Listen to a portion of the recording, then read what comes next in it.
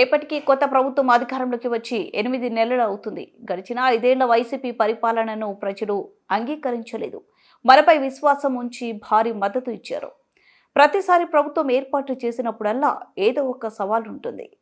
ఒక ట్రెండ్ కాదు, ఇన్ని సవాళ్లు ఎదుర్కోవడం ఇదే తొలిసారి. 7 శ్వేతపత్రాలు విడుదల చేశాం. నిర్వీర్యమైన వ్యవస్థలను గాడిలో పెట్టేందుకే ప్రజలు అధికారం ఇచ్చారు. పరిపాలనను గాడిలో పెట్టే ప్రయత్నం చేశాం. ముఖ్యమంత్రి Nara Chandrababu Naidu 10 days cabinet meetings పెట్టుకుంటున్నాం. అజెండా విని చేస్తున్నాం, డిపార్ట్మెంట్స్ అన్ని రివ్యూ చేస్తున్నాం. అప్పుడప్పుడు కాంప్రహెన్సివ్ సమీక్షలు కూడా చేసుకుంటూ అందరం కూడా ఎఫెక్టివ్గా ఒక కోహెసివ్గా ముందుకు పోవడానికి ఇలాంటి కార్యక్రమాలు మనకు వస్తాయి. ఇక ఈ brain storming session, I can say it is a brain storming session and reorienting hour cells. ఏం చేయబోతాం క్లారిటీ రావడానికి సమావేశం పెట్టుకున్నాం. 8 నెలలుగా ఎగ్జాక్ట్గా నేను ఎవ్రీ అవర్ క్యాలిక్యులేట్ చేసుకుంటున్నాను.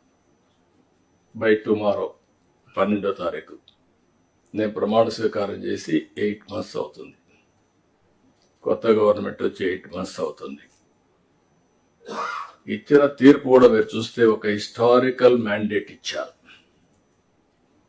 ఇటీవల కాలంలో ఎప్పుడు కూడా ఇలాంటి మ్యాండేట్ రాలేదు. 93% స్ట్రైక్ రేట్. 93% స్ట్రైక్ రేట్ వచ్చిందంటే ఇక్కడుండే all of us including secretaries గడిచిన 5 సంవత్సరాల పరిపాలన ప్రజలు యాక్సెప్ట్ చేయలేదు.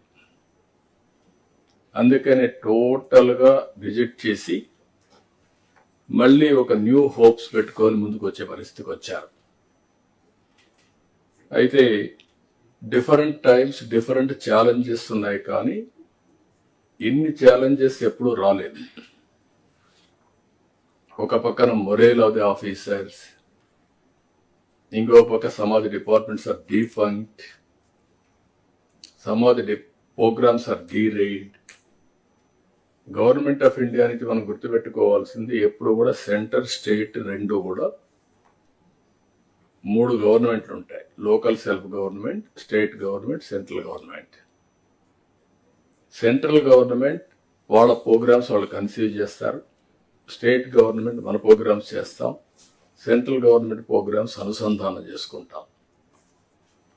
దగ్గర 90 సెంట్రలీ స్పాన్సర్ స్కీమ్స్ ఉంటే టోటల్గా అన్నీ కూడా డిఫంక్ట్ అయిపోయాయి. ఫండ్స్ డైవర్ట్ చేసే పరిస్థితికి వచ్చారు. వీటన్నింటిపైన మనం ఒక 7 వైట్ పేపర్స్ అన్ని పబ్లిసైజ్ చేశాం. పబ్లిక్ కూడా మనం గుర్తుపెట్టుకోవాల్సింది, ఒకసారి పనిష్ చేశాం, మీరు వచ్చారు, మొత్తం సరిచేస్తారనే ఉద్దేశంతో మీకు మ్యాండేట్ ఇచ్చామనే అభిప్రాయంతో ఉంటారు. అది ఉన్నప్పుడు మనం ఎక్స్ట్రా ఎఫర్ట్స్ పెట్టాల్సిన బాధ్యత మనందరిపైన ఉంది.